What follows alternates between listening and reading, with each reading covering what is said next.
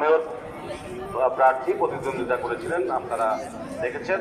আসমত আলী মিয়া হাতপাখা প্রতীকে 164 ভোট 164। মোহাম্মদ খালিদ হোসেন নৌকা প্রতীকে 797 797। মোহাম্মদ আন্দার আলী মিয়া ধানের শীষ প্রতীকে 131 ভোট 131। মোহাম্মদ লিয়াকত খান লাঙ্গল প্রতীকে 09 ভোট। আলহামদুলিল্লাহ, এই সেন্টারেও আমরা হাত পাখা দ্বিতীয় স্থান আছি এবং 10টি সেন্টারের ভোটের সংখ্যা আমরা পেয়েছি, তাতে এখনো আমরা দ্বিতীয় স্থান আছি। আলহামদুলিল্লাহ, শুক্রিয়া। কি পার্থক্য বলা যায়?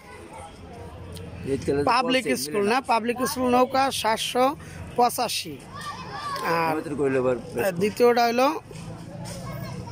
পাখা 107, ধান 90 আর লাঙ্গল 2। দ্বিতীয়টা আসমত আলী খান না 1370 ধান এই নৌকা, আর হাত পাখা 160, ধান 205 আর লাঙ্গল হলো 6। চরমগুড়িয়া হাত পাখা 200, কোকরাইল 449 নৌকা।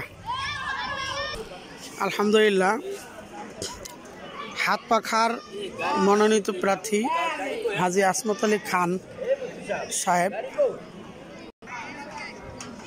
আলহামদুলিল্লাহ, বলতেছিলাম ইসলামী আন্দোলন বাংলাদেশ মাদারীপুর পৌরসভা নির্বাচনে হাত পাখার মনোনীত প্রার্থী হাজী আসমত আলী খান সাহেব।